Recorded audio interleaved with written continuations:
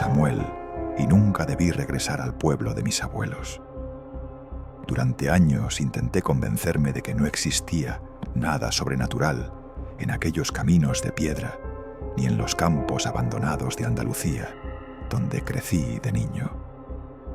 Pero hay un árbol, un maldito árbol que jamás me deja dormir, porque aún escucho su lamento en las noches más tranquilas, como si siguiera buscándome, reclamando lo que cree que me pertenece.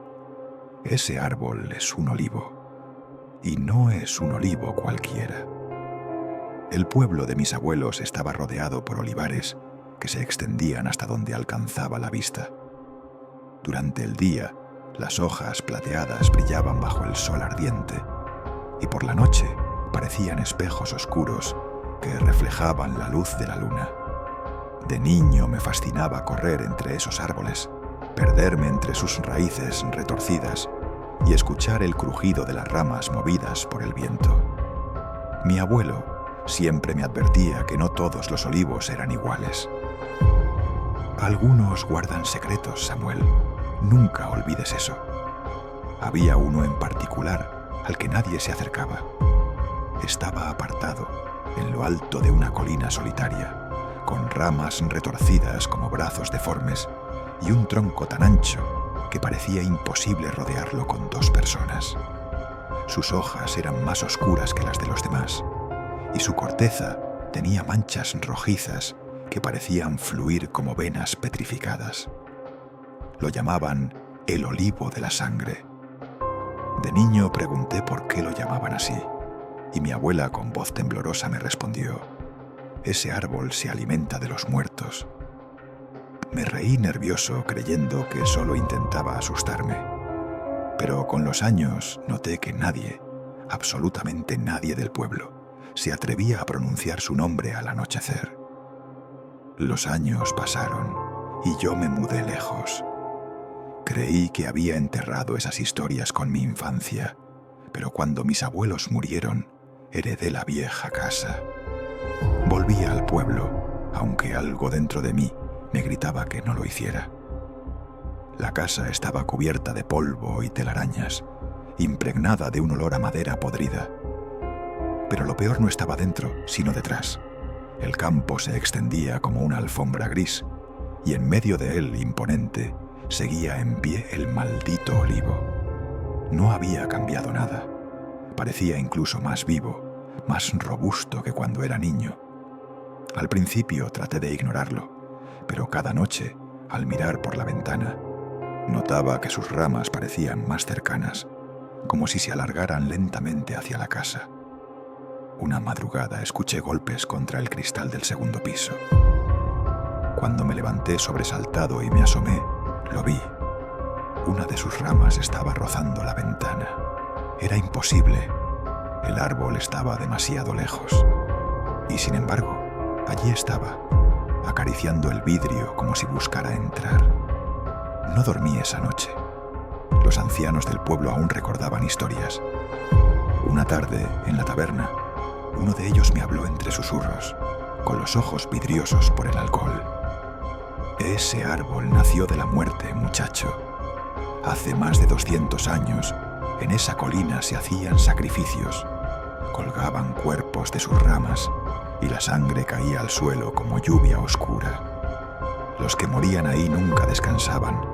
Sus almas quedaron atrapadas en la savia del olivo. Por eso, si escuchas voces al pasar cerca, no son el viento, son ellos. Piden que los liberen.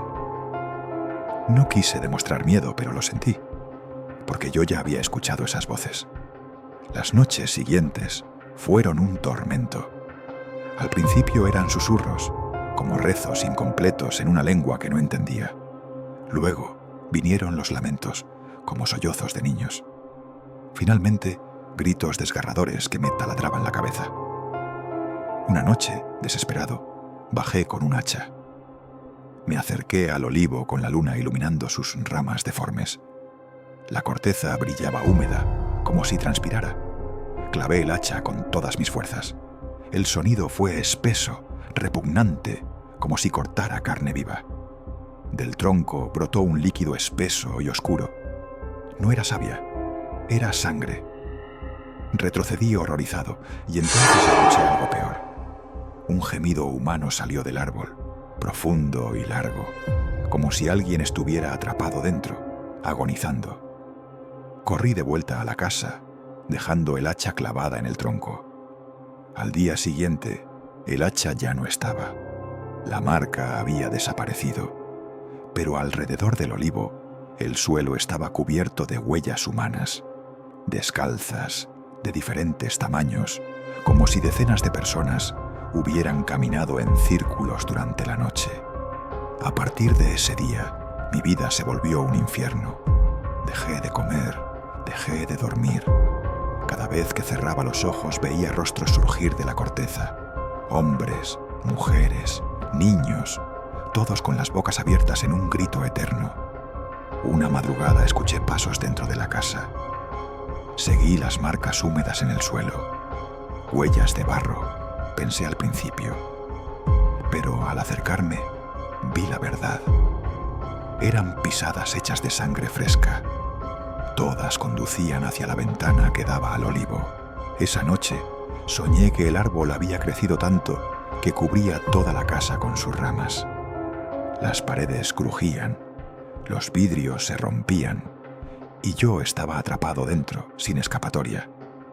Escuchaba golpes en el techo, como si cuerpos colgaran y chocaran contra las tejas. Me desperté bañado en sudor, con un dolor punzante en el pecho. Al mirarme, descubrí marcas profundas en la piel, como cortes de ramas afiladas. No había salido de la cama. Fue entonces cuando escuché la voz más clara que jamás había oído. «Samuel, únete a nosotros». Intenté huir esa misma mañana. No recogí nada, ni ropa, ni recuerdos. Corrí hasta el coche y arranqué. Pero al mirar por el retrovisor, casi pierdo el control. El olivo ya no estaba en la colina. Estaba junto a la casa, inclinado como un monstruo que se arrastraba hacia su presa. Aceleré sin mirar atrás. Han pasado meses desde entonces. Estoy en otro país, pero el olivo no me deja en paz. Algunas noches, al caminar por la calle, veo su sombra reflejada en los muros, aunque no haya árboles cerca. Cuando intento dormir, escucho ramas arañando el cristal, aunque viva en un piso alto. El olivo de la sangre me sigue. Lo siento en mis sueños, en mis huesos, en el zumbido de mis oídos. Sé que tarde o temprano vendrá por mí. No se puede huir de algo que está enraizado en tu sangre, en tu memoria, porque aquel árbol no solo guarda las almas de los muertos, también guarda un pedazo de mí y lo quiere de vuelta.